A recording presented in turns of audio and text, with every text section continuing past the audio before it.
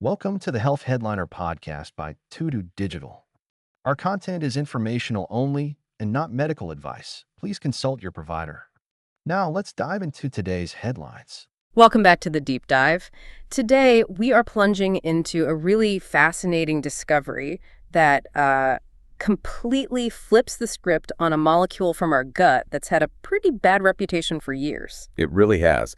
And our mission today is to unpack how this chemical, which many have seen as a villain, is actually sending a very targeted signal to our immune system, performing what you could call a powerful metabolic correction. And this all plays out against the backdrop of, a massive global health crisis. A huge one. We're talking about type 2 diabetes, which now affects, over 529 million people globally.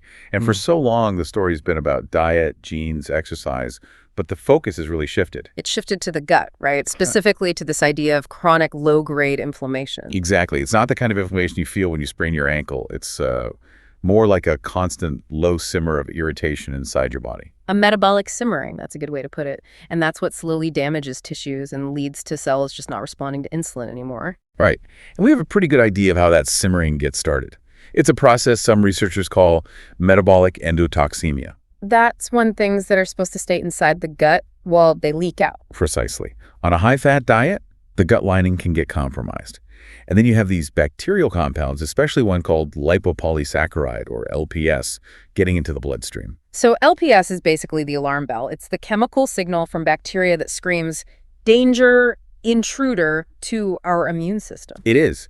The LPS, along with some of the saturated fats from the diet, they both trigger this critical immune sensor on our cells called toll-like receptor 4. TLR4, and when that gets switched on, it kicks off a whole chain reaction. It does, a cascade that ends with the production of all these inflammatory molecules like IL-6 and TNF, which are the real drivers of that low-grade inflammation and ultimately metabolic problems. Okay, so that's the established story. Bad diet, leaky gut, inflammation, diabetes. But now we introduce the twist, the molecule at the heart of this deep dive, trimethylamine, or TMA. And TMA has had, let's be honest, a terrible reputation.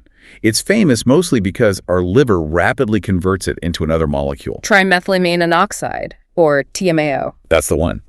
And TMAO is, very strongly linked to cardiovascular disease, heart attacks, strokes. So for years, TMA has just been seen as the precursor, guilty by association. It's the ingredient for the bad guy. So the shocking discovery we're digging into today is that TMA itself, far from being a problem, is actually an anti-inflammatory agent. It helps control blood sugar. It's a microbial countersignal. It's as if the gut microbes are sensing the high-fat diet and then producing this molecule to send a message back to the host saying, hey, calm down the inflammation. A negative feedback loop. Exactly. TMA gets into the circulation and physically gets in the way of that inflammatory signal. And the experiments the researchers used to prove this were just incredibly elegant. So let's get into that. How do they even find this protective effect in the first place? It started with mice and a common nutrient, choline. Right. They started with the classic C57BL6J mice, which are, the standard for metabolic research. And they put them on a really, truly unhealthy diet. A high-fat diet, or HFD. And we're not talking just a little extra fat. No, this was extreme. A staggering 65% of the total calories came from fat. It's the mouse equivalent of just an endless fast food binge. And no surprise, the mice got obese very quickly, and they developed impaired glucose tolerance. They were pre-diabetic. Classic result. But the researchers did more than just weigh them. They ran a full metabolic profile, looking at all the chemical signals in their bodies. And one thing jumped out. What was that?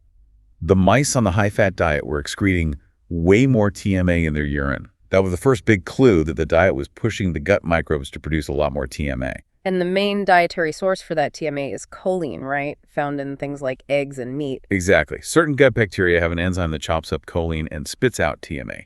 So seeing more TMA pointed them straight at the choline pathway. So that led to the intervention. They kept the mice on this terrible high-fat diet, but they started playing with the amount of choline in it. They did. They created two groups.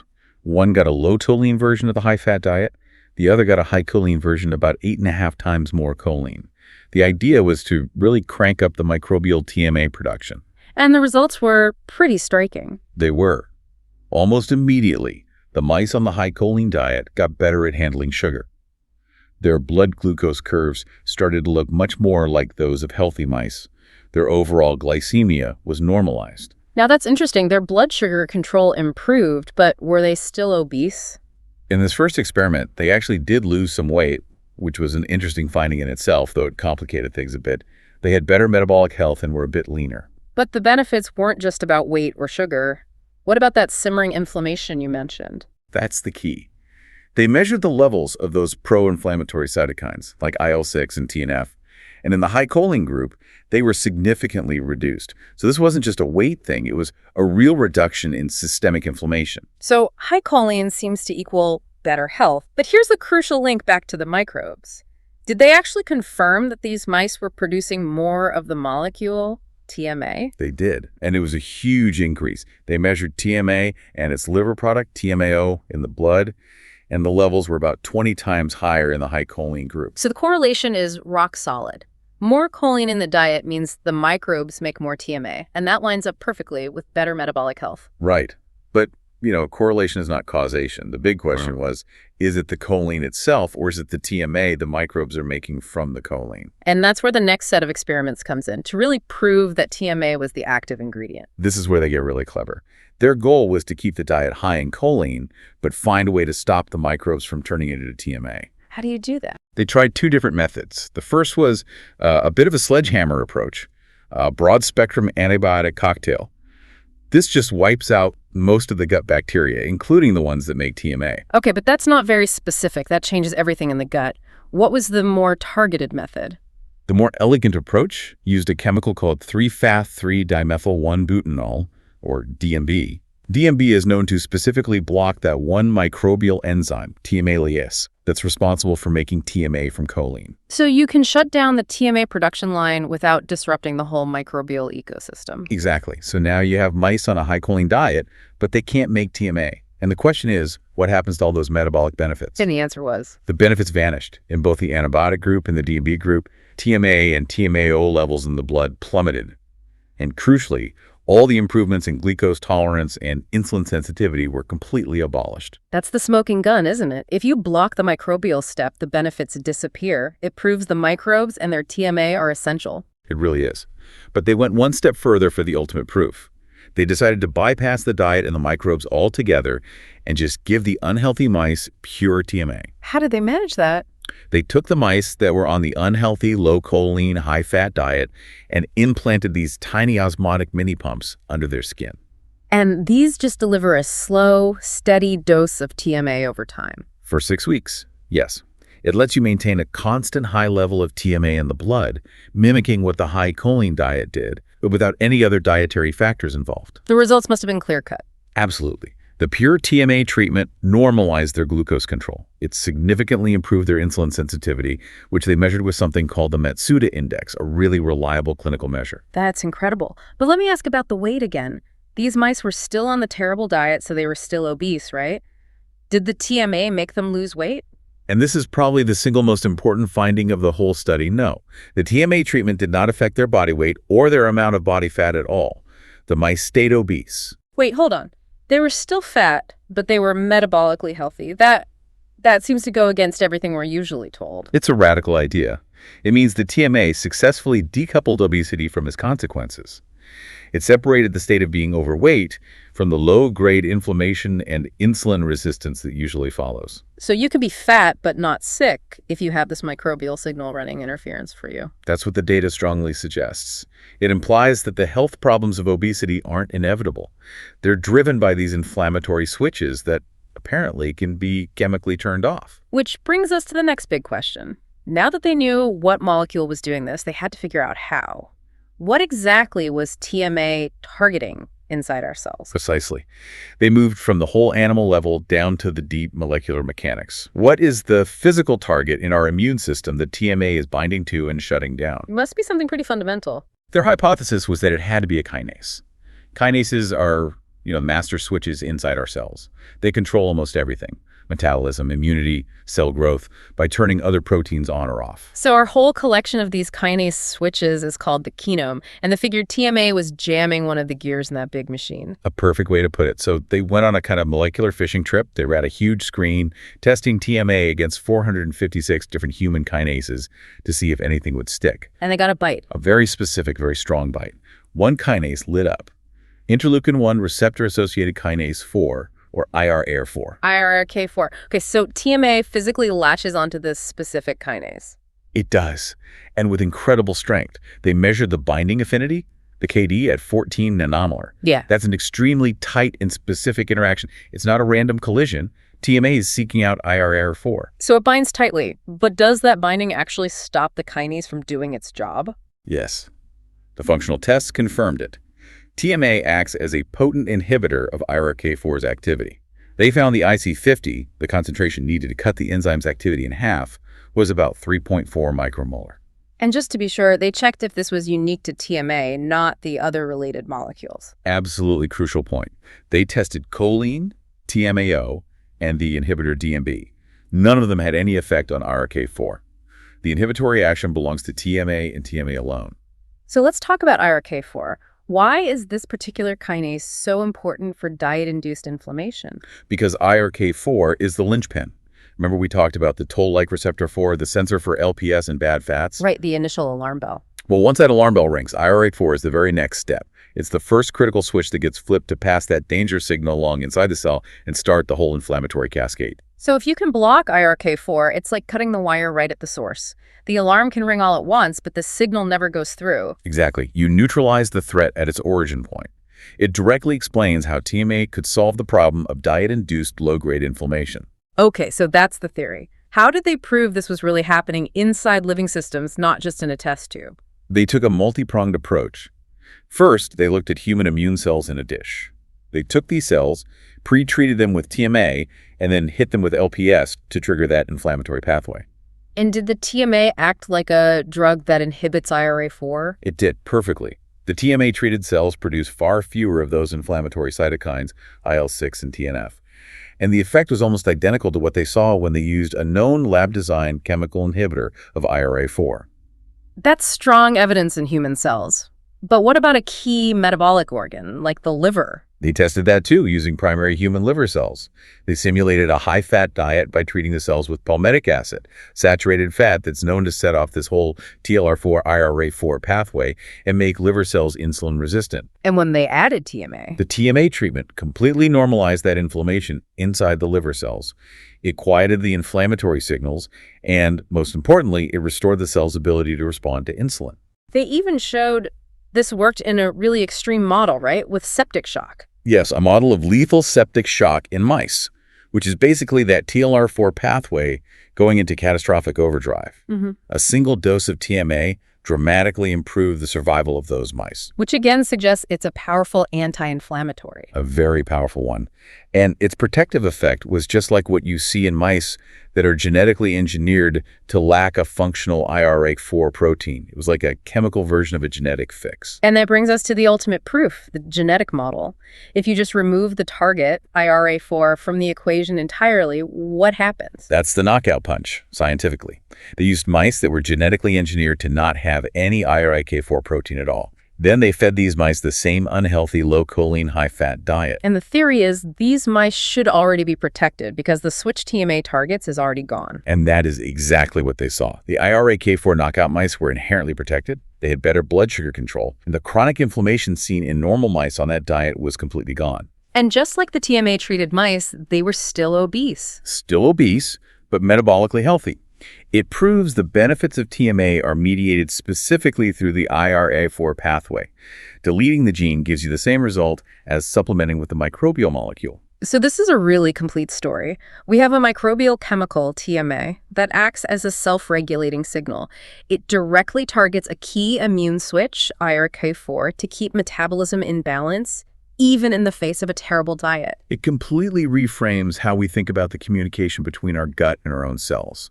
It's not just about digestion, it's about our microbes sending instructions back to our immune system. Okay, so let's dig into the implications here, because that idea of decoupling obesity from insulin resistance, That feels huge. It's therapeutically massive. I mean, the entire model for decades has been lose weight, and then you'll get metabolically healthy. This research suggests that's not the only path. It suggests the weight gain and the metabolic disease are two separate problems, driven by different mechanisms. Exactly. The calories make you fat, but it's the activation of this specific IRAK4 inflammatory pathway that makes you sick. And if TMA can neutralize that pathway, it opens up a whole new therapeutic approach. So instead of just focusing on drugs that make you eat less, you could develop drugs that just block that inflammatory damage, allowing the body to be healthier at a higher weight. It's a parallel strategy, and it might explain why, with some weight loss drugs, the metabolic benefits don't always line up perfectly with the number of pounds lost. There are other mechanisms at play. Okay, but we have to address the paradox. This is the big question everyone must be thinking. If TMA is so good, why is its metabolite, TMAO, so consistently linked to heart disease? It's the central paradox, and this study offers a really elegant solution. It argues that TMA and TMAO are just different molecules with different jobs and different targets. They're not the same. So TMA is the good cop that talks to IRA4, and TMAO is the bad cop that causes trouble elsewhere, maybe with blood platelets or in the arteries. That's a great way to think about it. And their fate is decided by that one enzyme in the liver, FMO3, which turns the good cop into the bad cop. And this new finding actually helps explain some older, confusing research, doesn't it? It really does. There were previous studies where researchers knocked out that FMO3 enzyme in mice, so these mice couldn't make TMAO. And guess what? They had better insulin sensitivity and less atherosclerosis. And back then, everyone assumed the benefit came from just getting rid of the bad guy, TMAO. That was the obvious conclusion. But now we see the other half of the story. When you shut down FMO3, you don't just lower TMAO, you also cause a huge buildup of its precursor. The protective molecule, TMA. Exactly. So those mice were getting a double benefit. They were reducing the harmful TMAO, and they were massively increasing the protective IRAK4 inhibiting TMA. It retroactively makes perfect sense of those older findings. So it's not just about subtracting a negative, it's also about adding a positive. The two findings just lock together perfectly. They do. It's a unified theory that connects all the dots, diet, microbes, the liver, the immune system, through this one chemical axis. Let's bring in some outside perspectives. Peter Liu, a cardiologist, commented on what this means for the bigger picture of patient health. Right. Dr. Liu talked about the devastating complications of diabetes for the whole patient, the heart, the brain. He sees this discovery of the TMA-IRAK4 axis as opening up entirely new ways to treat or prevent diabetes. So for a heart doctor, anything that can stop that systemic inflammation before it damages the blood vessels is a game changer. Absolutely. And another expert, a biochemist named Marc-Emmanuel Ledumas, he focused more on the conceptual leap this represents. What was his take? He called it a new way of thinking about how the microbiome influences our health.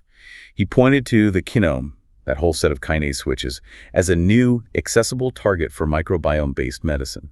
He called it the Microbiome-Kinome crosstalk. So we're moving beyond just thinking about good bacteria and bad bacteria to thinking about the specific chemical conversations they're having with our cells' internal machinery. It's a much more sophisticated level of understanding. But of course, with any major finding like this, we have to be rigorous and talk about the limitations and the caveats. Of course. Let's start with that number we mentioned earlier.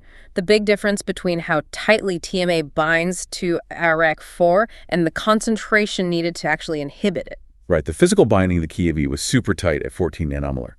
But the functional inhibition, the IC50, required a concentration that was about 250 times higher at 3.4 micromolar. That's a significant gap. And why would that be? If it's holding on so tightly, why doesn't it inhibit more effectively? Well, the conditions of the two tests are very different. But the main factor is likely ATP, the energy molecule inside our cells. The functional assay they used had a pretty low ATP concentration. And inside a real cell, ATP levels are much higher. Much, much higher. And TMA has to compete with ATP to do its job. So when you model for the high ATP levels in a real cell, the estimated concentration of TMA you'd need is actually higher, somewhere in the range of 9 to 30 micromolar. Okay, so is a concentration of 9 to 30 micromolar something our bodies can actually achieve? Right. Is it physiologically relevant? That's the critical question. And that range is at the very high end of what we normally see for TMA circulating in our blood. It's a bit of a stretch for a resting state. So that suggests the effect might not be happening all the time. Probably not. The more likely scenario is that this protective effect is most relevant during the postprandial phase, right after you eat a meal rich in choline. So you eat, the microbes get to work, TMA production spikes, and for a few hours, the concentration hits that therapeutic window? Exactly. It might be a short, sharp burst of protection that happens right when you need it most, when all the fats from that meal are also hitting your system and trying to trigger inflammation. It's a rapid response, not a constant shield. That makes a lot of sense. So with this incredibly strong evidence from animal and cell models, what are the next steps to see if this works in people? Well, this really sets the stage for human trials, and there are two main paths you could take. The first is essentially drug repurposing. Using existing IRK4 inhibitor drugs that are already in development for other diseases like arthritis or lupus. Right. Those drugs already have some safety data, so you could potentially test them in people with metabolic syndrome relatively quickly to see if they improve insulin sensitivity. And the second path would be more focused on diet and the microbiome itself. Yes, designing specific dietary interventions. Maybe a supplement or a functional food designed to maximize microbial TMA production, while maybe also finding a way to gently inhibit that FMO3 enzyme in the liver. So you'd boost the good guy, TMA, and suppress the conversion to the bad guy, TMAO. You'd be trying to engineer the ratio. You'd be trying to engineer the ratio. It's true precision nutrition, trying to manage a specific chemical balance in the body. So to bring this all together, we started with TMA, a molecule known almost exclusively as the precursor to a cardiovascular risk factor. And we end with the understanding that it's actually a targeted microbial signaling molecule. It's a negative feedback signal that our gut community sends to our immune system to keep things in check by shutting down IRF4. The significance here is that this provides a completely new way to think about breaking the link between obesity and metabolic disease, a way to potentially reduce cardiovascular risk by targeting the root inflammatory cause. It's a microbial hijacking of our own immune system, but for our own benefit. It puts the kinome, all those cellular switches, squarely on the map as a target for our microbial partners. Which leaves us with a final provocative thought for you to take away. We now have PMA, the metabolic protector, and its liver product, TMAO, the cardiovascular risk factor. So how might the future of personalized medicine look? Could we one day design diets or interventions not just to promote good bacteria, but to specifically manage the ratio of TMA to TMAO in your body to fine-tune both your metabolic and your cardiac health at the same time? That delicate chemical balancing act, orchestrated by our microbes, might just be the most exciting frontier in personalized health today. Thanks for tuning in to the Health Headliner podcast by To Digital. Like and subscribe for more health news and breakthroughs. Stay healthy and informed. See you next time.